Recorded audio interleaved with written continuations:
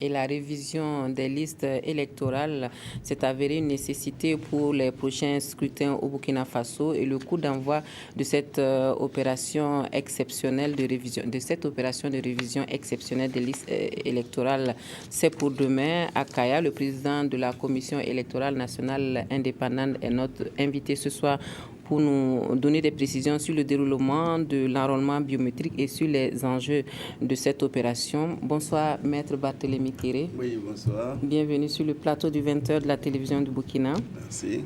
Maître, est-ce qu'on peut rappeler un peu les enjeux de cette opération de révision exceptionnelle des listes électorales? Bon,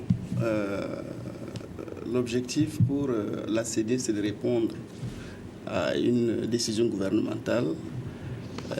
Comme vous le savez, le code électoral prévoit que dans la perspective d'élection générale, le gouvernement peut, par décret, ordonner une mise à jour exceptionnelle du fichier électoral. Le fichier électoral, vous le savez, a été créé donc en 2012 et la loi prévoit une révision annuelle par la commission électorale, ce que nous avons fait l'année dernière en 2014. Déjà, à cette époque, des partis politiques, certains citoyens nous avaient interpellés pour voir dans quelle mesure il était possible de procéder à une forme de ratissage pour permettre à quelques-uns qui étaient restés là et qui n'ont pas pu s'inscrire, à pouvoir s'inscrire sur le fichier électoral. Ce n'est pas une décision donc qui relève de la CENI. Une fois que effectivement nous avons procédé à la mise à jour ordinaire, notre tâche est terminée. Nous avons procédé, nous, après cela, à la déduplication, ce qu'on appelle le dédoublonnage, et nous avons obtenu en plus sur le fichier électoral 625 000 personnes et quelques. Puis il y a eu l'insurrection populaire. Et la demande est revenue avec beaucoup plus de force. Cette fois-ci, non seulement de la classe politique, mais avec beaucoup plus d'organisations de jeunes notamment, qui nous ont expliqué que, évidemment, sous l'Ancien Régime, pour diverses raisons, ils n'ont pas souhaité s'inscrire sur le fichier électoral au motif que, inscrit ou pas, vote ou pas, c'était toujours les mêmes résultats. Et que, donc, évidemment, et n'avaient pas souhaité s'inscrire sur ce fichier électoral. Maintenant que la situation a fondamentalement changé, ils ont pensé que voilà, il était important de rouvrir le fichier électoral pour leur permettre de s'inscrire. Cette demande, comme je l'ai dit, est venue avec insistance et le gouvernement a entendu donc, les appels et a ordonné donc, que la CENI puisse rouvrir le fichier électoral et procéder donc à cette inscription des nouvelles personnes. Alors, nous avons décidé de découper le pays en 6 zones. 6 zones qui vont nous permettre, à travers divers emplacements et par le moyen donc, des kits d'enrôlement biométrique que nous avons mis en œuvre en 2012 et en 2014, de sillonner l'ensemble du territoire national et de prendre donc, les citoyens qui n'ont pas pu s'inscrire jusqu'à présent. Alors, Monsieur le Président, qui est concerné finalement par cet enrôlement biométrique qui commence demain, qui doit se faire enrôler, qui n'est plus visiblement concerné? Est-ce que vous pouvez nous donner des précisions sur tout ça? Alors, ceux qui sont concernés par la révision exceptionnelle, ce sont les citoyens burkinabés qui ont 18 ans et plus, et bien entendu qui ne sont pas encore inscrits sur le fichier électoral. Il s'agit également des étrangers qui vivent chez nous depuis plus donc, de 10 ans, qui peuvent, puisqu'ils sont autorisés à prendre part aux élections municipales, sont donc autorisés à s'inscrire donc, sur le fichier électoral. Évidemment, pour les étrangers, il y a des conditions supplémentaires. Il faut avoir une profession réglementée, il faut être à jour de ses obligations fiscales, évidemment, prouver qu'on réside dans le pays depuis effectivement plus de 10 ans. Alors, pour ce qui concerne donc les citoyens burkinabés, je répète que ce sont ceux qui ont 18 ans et plus qui n'ont pas pu s'inscrire sur le fichier électoral par le passé. En conséquence, ne sont pas concernés ceux qui sont déjà inscrits et même ceux qui ont perdu leur carte d'électeur. Ce n'est pas la peine de venir se réaligner, se fatiguer pour s'inscrire. La CENI permettra à ceux qui ont perdu donc leur carte d'électeur d'obtenir des duplicata le moment venu et pour prendre part normalement au scrutin. Okay. Alors, vous avez dit que l'opération va se dérouler sur l'ensemble du territoire national et ça a été découpé en 6 zones principales et est-ce qu'on peut avoir un peu plus de détails sur le dispositif mis en place? Alors, nous avons 2382 opérateurs de kits qui vont être déployés sur 6 zones et ils vont rester dans chaque zone pendant une période de 7 jours. Donc nous allons commencer, comme je dis, le 3 mars. Et puis, donc, après une semaine passée dans une zone, nous allons ramener les machines pour récupérer l'ensemble des données que nous avons effectivement enregistrées. Ensuite, nous allons passer donc, à la deuxième zone où nous allons rester encore une semaine et ainsi de suite sur l'ensemble donc, des 6 zones. Nous allons terminer, la dernière zone sera donc le Oué, donc le Kadiogo, le Kouritenga. Et puis, en fait, la plus grande partie en fait, de la population. Et là, nous pensons que ce sera donc du 3 au 18 mai, donc pour pouvoir effectivement prendre donc, les dernières personnes. Et quels sont les endroits qui sont indiqués pour aller se faire et enrôler, sont identifiés en fait? Dans chaque zone, dans chaque province, dans chaque commune, nous avons des sites qui correspondent normalement à chaque village.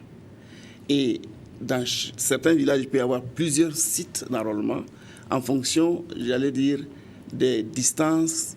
Parce que notre objectif, c'est de pouvoir rapprocher les électeurs, effectivement, donc, de l'ensemble des zones d'enrôlement.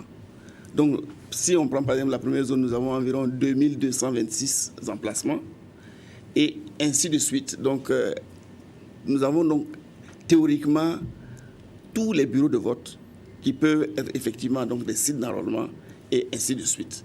Voilà. Et c'est comme ça que nous allons procéder effectivement à cette capture d'éléments d'information. Ça concerne évidemment les données, d'abord alphanumériques, nom, prénom, date de naissance, etc., etc. Et nous allons également prendre les données biométriques, c'est-à-dire la photographie faciale et l'ensemble des 10 empreintes digitales. Ce sont donc ces différents éléments qui vont nous permettre effectivement d'identifier l'électeur de manière unique et de pouvoir le comparer avec les autres électeurs qui sont donc dans le fichier et nous assurer du principe de l'unicité des électeurs sur la liste électorale. Alors les pièces maintenant à présenter. Alors normalement, ce qu'il faut présenter, c'est soit la carte nationale d'identité, soit l'acte de naissance. Pour nous, c'est plus facile que ce soit la carte nationale d'identité parce que si effectivement vous présentez la carte nationale d'identité, nous saisissons simplement le numéro de la carte d'identité et du coup, nous n'avons plus à saisir l'ensemble des éléments d'information qui sont contenus dans la base de données de l'ONU. Donc, nous récupérons ce que nous appelons les données alphanumériques et nous prenons donc la photographie de l'électeur et nous prenons ses empreintes digitales pour pouvoir effectivement coupler l'ensemble de ces informations-là pour faire donc l'enregistrement biométrique de l'électeur. Monsieur le Président, on sait qu'une opération comme celle-là a un coût. Est-ce qu'on peut avoir une idée de ce que ça va coûter comme, au budget de l'État? Au budget de l'État, le budget pour l'enrôlement biométrique, pour l'ensemble des zones à l'intérieur du territoire national, c'est environ 7 milliards de francs CFA. Et ce budget est entièrement bouclé. Il provient de la provision des 25 milliards qui avaient été consentis effectivement par le budget de l'État pour ce qui concerne l'élection présidentielle. Donc, de ce point de vue, nous n'avons pas donc, de difficultés. Évidemment, nous attendons le bouclage de l'ensemble des financements pour ce qui concerne l'ensemble des opérations électorales, c'est-à-dire l'élection couplée législative et présidentielle qui va avoir lieu le 11 octobre et l'élection municipale qui va avoir lieu normalement donc, le 31 janvier. Le budget global de tout cela est donc normalement chiffré à 60 milliards. Nous avons une provision de l'État dont je vous ai parlé tout à l'heure de 25 milliards. Donc, grosso modo, il y a un besoin de financement de près de 35 milliards qui est en train d'être actuellement discuté par le gouvernement et l'ensemble des amis du Burkina, les partenaires techniques et financiers, pour effectivement obtenir le bouclage de ce financement-là. Maître, pour finir, l'opération se déroule du 3 mars au 18 mai 2015. Qu'est-ce qu'on peut souhaiter à cette opération et qu'est-ce qu'on peut dire En fait, on peut dire que c'est une opération de dernière chance pour ceux qui n'avaient pas pu se faire enrôler. Qu'est-ce qu'on peut leur dire? Bon, alors, il faut dire que c'est quelque chose, de notre point de vue, qui est essentiel. Parce qu'aujourd'hui, pour pouvoir prendre part au scrutin, il faut avoir une carte d'électeur. Si vous n'avez pas de carte d'électeur, évidemment, vous ne pouvez pas prendre part au scrutin. Donc, demain, lorsque vous allez avoir les meetings monstres, si c'est constitué de personnes qui n'ont pas de carte d'électeur, ça ne sert strictement à rien. C'est donc le moment d'appeler l'ensemble des électeurs à prendre parfaitement conscience de la situation et effectivement sortir massivement pour se faire enrôler. Ce discours est un discours de la CENI. Nous le faisons dans le cadre de ce que nous appelons une communication institutionnelle, mais c'est surtout une tâche essentielle des partis politiques qui devraient normalement développer les voies et moyens pour pouvoir appeler l'ensemble de leurs militants. Je constate que beaucoup déjà le font, mais il serait bien qu'ils le fassent davantage. Et cette tâche aussi appartient aux organisations de la société civile. Et beaucoup d'entre elles nous ont interpellés et donc ont décidé de se mettre à la disposition des organisations de jeunesse pour pouvoir effectivement faire de l'animation et faire en sorte que le maximum de jeunes qui étaient hier absents du fichier électoral puissent effectivement se retrouver dans le fichier électoral. Le potentiel, l'INSD donne 3 400 000, c'est-à-dire le nombre de Burkinabés en âge de voter, c'est-à-dire de 18 ans et plus, c'est de 3 400 000.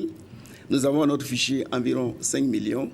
Donc, probablement, le nombre donc, de personnes qui restent effectivement susceptibles d'être enrôlées sont de 3 400 000. D'accord. Un chiffre qui a relativisé parce que l'INSD donne effectivement des chiffres globaux. Okay. Il faut tenir compte effectivement d'un certain nombre de réserves à faire. Merci, voilà. Maître Barthélémy Kéré. Je rappelle que vous êtes le président de la Commission électorale nationale indépendante et vous êtes venu sur notre plateau pour nous parler de cette révision exceptionnelle des listes dont le coup d'envoi sera donné demain à Kaya et l'opération est prévue se dérouler du 3 mars au 18 mai 2015 sur toute l'étendue du territoire national. Vous restez, oui. Il faut préciser que, en fait, cette cérémonie est placée sous la haute présidence du chef de l'État lui-même et il sera donc présent et il va donner donc le coup d'envoi de cette opération et c'est lui qui donnera donc la première carte d'électeur au premier citoyen qui va être enrôlé effectivement à Kaya. Merci beaucoup, Monsieur le Président.